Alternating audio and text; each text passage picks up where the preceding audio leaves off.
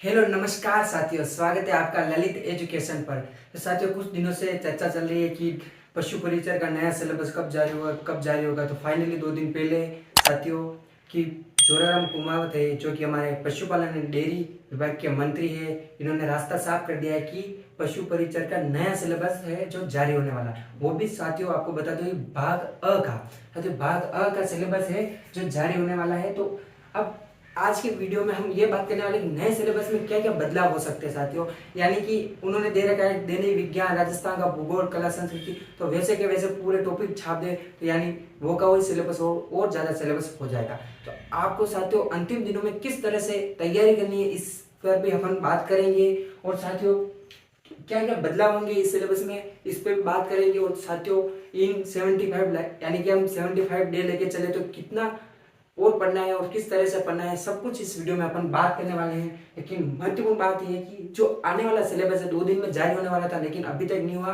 लेकिन आलोक राज जी अध्यक्ष साहब ने ट्वीट करके बताया कि जल्द जारी होगा, यानी कि 10 तारीख से पहले पहले जारी हो जाएगा।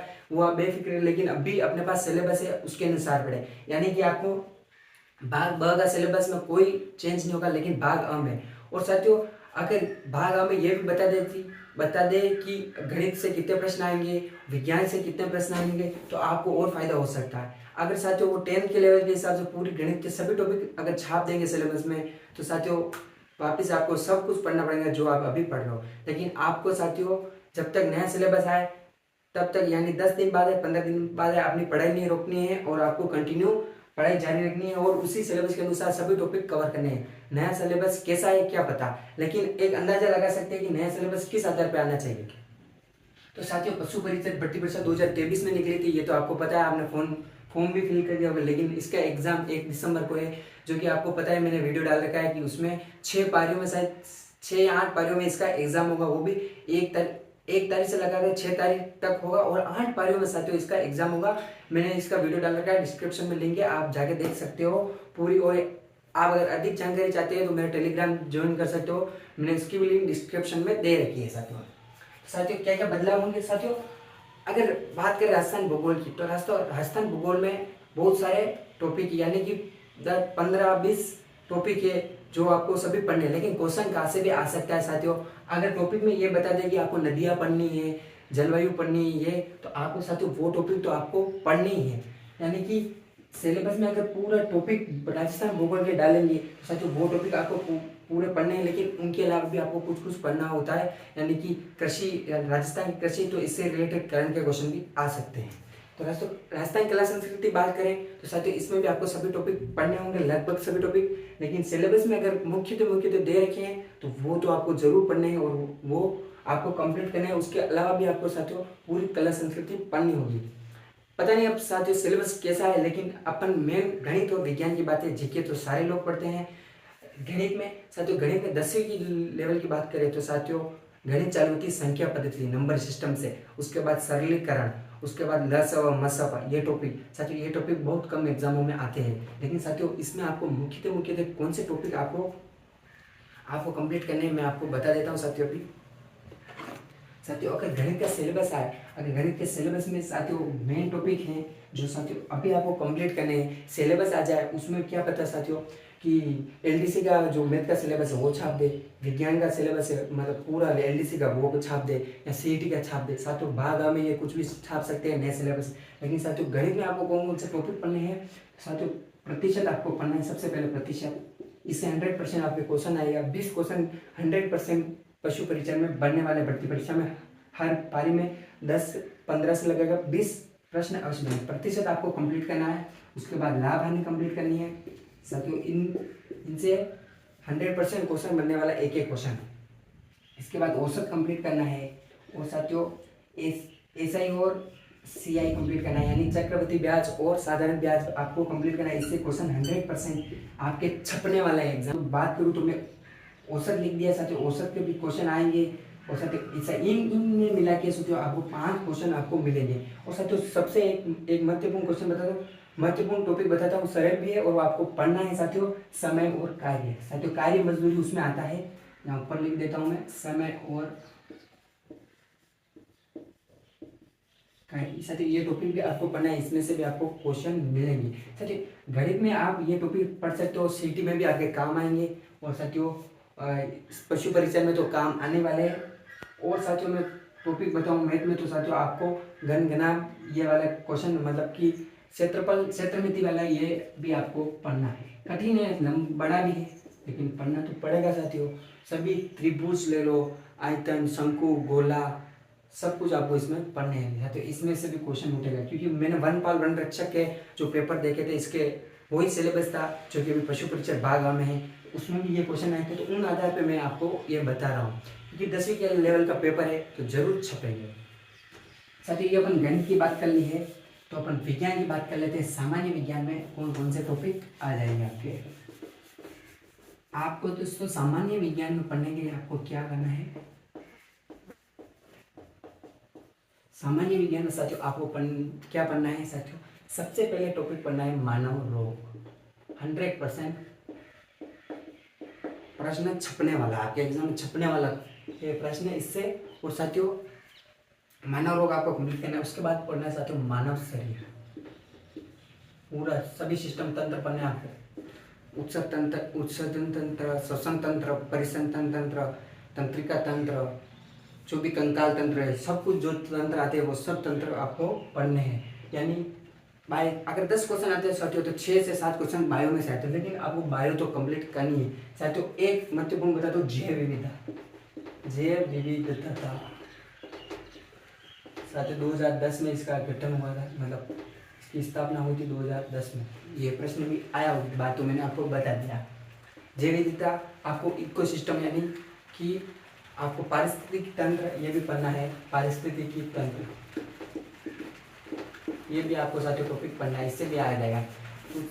मतलब जी साथियों इसका पिरामिड, ऊर्जा का पिरामिड कैसा बनता है, तो साथियों आपको पता है ऊर्जा का पिरामिड हमेशा सीधा बनता है। ऐसे वैसे क्वेश्चन आ सकते हैं। और दोस्तों वो एनर्जी कितनी देता है, मतलब उत्पादक उपभोक्ता से बात आगे से आगे कितनी एनर्जी वेस्ट होती है, तो साथियों वो 10% वाला है, ये भी आपको पढ़ना है। ऐसे ऐसे क्वेश्चन उठ के आएंगे। और साथियों मैंने इसमें तो बायो में से बता दिए ये है। और साथियों अनुवांशिकी, आपको जेनेटिक्स अनुवांशिकी ये भी आपको पढ़ना है। अनुवांशिकी आपको बायो में, साथियों बायो में अगर आप ये टॉपिक कंप्लीट कर लोगे तो साथियों आपको पशु परीक्षा सिलेक्शन में कोई नहीं हो सकता। और मैथ का मैंने बता दिया, ये मेन टॉपिक अंक गणित के आपको कंप्लीट करना है। और साथियों मैं फिजिक्स और केमिस्ट्री के भी कुछ टॉपिक बता दूँगा। साथियों 10वीं की जो 10वीं की किताब है वो आप पढ़ सकते हो, अम्लक्षार है उसमें दे रखा है अच्छे से। और साथियों ये जो समीकरणें बनती है, ये साथियों ये जो तत्वों की समीकरणें बनती है वो भी आपको ध्यान रखनी है। अम्लक्षार हो गया साथियों। और प्रकाश फिजिक्स में है साथियों, प्रकाश आपको पढ़ना है। वन विपरीक्षण, इसमें परावर्तन, अपवर्तन, व्यक्तीकरण, पूर्ण आंत परिवर्तन, सब कुछ आपको पढ़ना है। और साथियों उसमें एक विद्युत, साथियों ये विद्युत वाला टॉपिक आपको पढ़ना है। 10वीं की किताब में दे रखा है, आपको कोई भटकने की जरूरत नहीं। 10वीं की किताब में जो प्रश्न MCQ दे रखे हैं पीछे वो भी हल कर लेना। और दोस्तों उसकी 2 बार रीडिंग कराना। इस विद्युत में से पूछते हैं कि विद्युत धारा का मात्रक क्या है, इसका मात्रक क्या है, इसको इससे मापा जाता है, ऐसे ऐसे क्वेश्चन आपके आते रहते हैं। और साथियों और बात करें तो आपको तत्व के बारे में पढ़ना है। तत्वों के बारे में आपको पढ़ना है साथियों, तत्वों के बारे में आपको पढ़ना है, ये भी 10वीं की किताब में है। और साथियों तत्वों के बारे में हो गया। और मैं आपको बता दूं कि ऊष्मा है, ऊष्मा भी आपको 10वीं की किताब में मिल जाएगा। ऊष्मा के बारे में आपको पढ़ना है।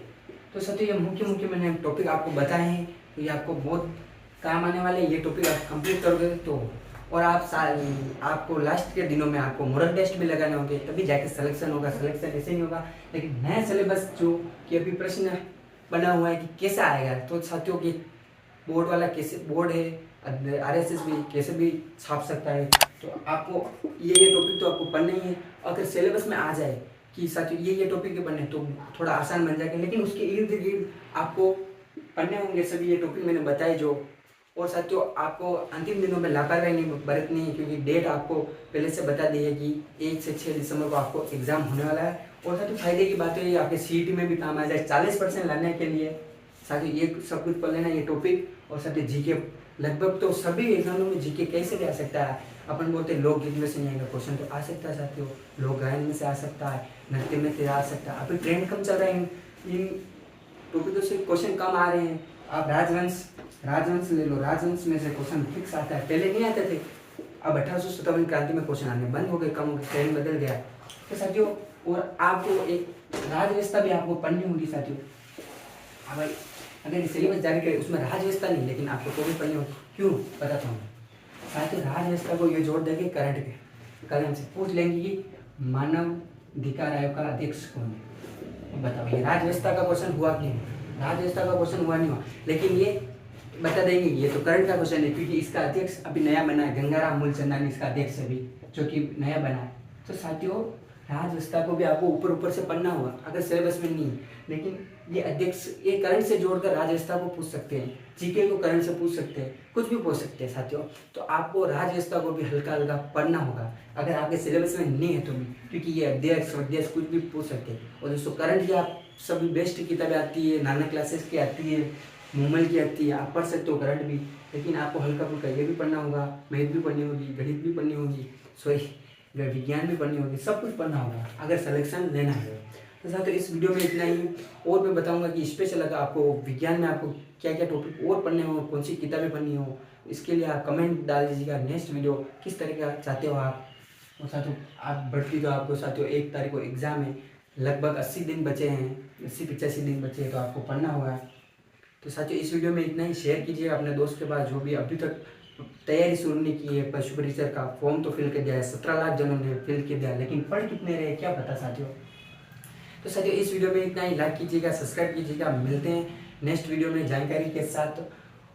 तो ये आप सब देख लेना साथियों, ये आपको पढ़ना है। तब तक के लिए साथियों धन्यवाद।